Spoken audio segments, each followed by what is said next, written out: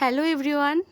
তো আজকে আমি আছি বলতে পারো আমার একদম স্কুল ফ্রেন্ড তার বাড়িতে। তো এটা হচ্ছে রিয়া। আমরা একসাথে স্কুলে পড়তাম আর প্রায় অনেক বছর পরে রিয়ার সাথে আমার দেখা হচ্ছে, কারণ ওর বিয়ের পরে ওর সাথে আমার কোনো যোগাযোগই ছিল না, আমাদের কারোর নাম্বারই কারোর কাছে ছিল না।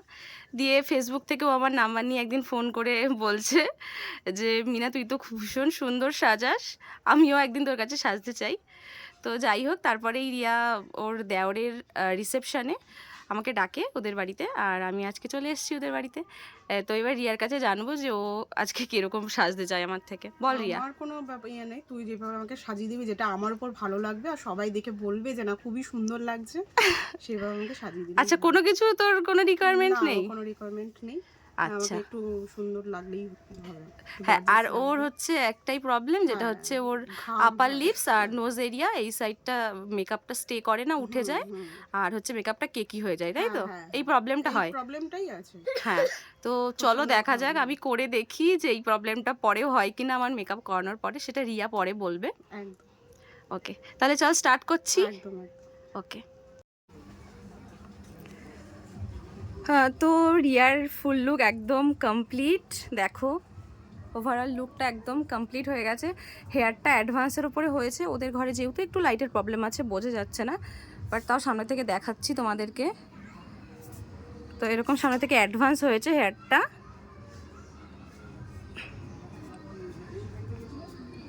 এই যে সামনে থেকে এরকম অ্যাডভান্স হয়েছে, আর এই যে ওভারঅল লুক।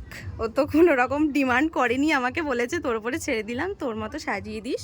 তো আমি একদম আমার মতো সাজিয়েছি। আর ওর ফেসটা দেখো কি সুন্দর বড়, একদম মানে দুর্গা ঠাকুর বলতে পারো বা জগদ্ধাত্রী ঠাকুর যাই বলো না কেন, ওরকম টাইপের ফেস কাটিং অনেকটা ওর। আর আইটা এত বড়, এতদিন পরে এরকম একটা আই পেয়েছি, তো আমি আমার মনের মতো একটা আই মেকআপ করেছি। তো এবার চলো রিয়াকে জিজ্ঞাসা করা যাক। রিয়া বল, কেমন লাগলো? আমি তো নিজেকে চিনতেই পারছি না। রিসেপশন মনে হচ্ছে তোরই রিসেপশন। আজকে রিসেপশন। সত্যি খুব ভালো সাজিয়েছে, থ্যাংক ইউ। ওয়েলকাম।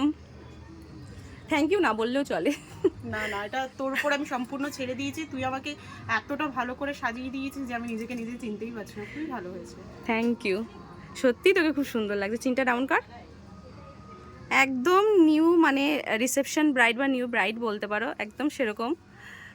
রোজটা আমি বলেছিলাম যে ইয়েলো রোজ আনিস, রেড শাড়ি যেহেতু পরছে বেশ ভালো লাগবে, তো সেরকমই করেছে ও। ছোট একটা টিকলি, আর এখানে একটা দেখো মাথা বাট্টি। এটা কিন্তু একটা মানে ওর গলার একটা সেট ছিল, সেটা থেকে খুলে আমি এটা লাগিয়েছি, মানে ভালো লাগছিল এই লুকটার সাথে।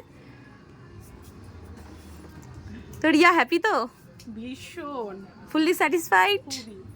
তাহলে সবাইকে কি রেকমেন্ড করবি বল? সবাইকে বলবো যে ওর কাছে তোমরা সাজো, ও খুবই মন থেকে সাজায়, একদম নিজের মনের করে সাজায়। খুবই ভালো সাজিয়েছে আমাকে, আমার তো সত্যি মন খুব ভরে গেছে। আমি নিজেকেই চিনতে পারছি না যে আমাকে এতটা ভালো লাগছে।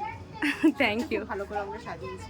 সব পারফেক্ট আছে? একদম হেয়ারে কোথাও কোনো প্রবলেম? না, সবকিছু একদম নিট এন্ড ক্লিন, একদম খুব সুন্দরভাবে ও একদম যত্ন সহকারে করেছে।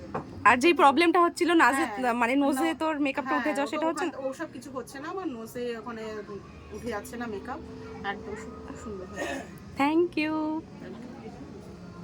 চিন ডাউন কর।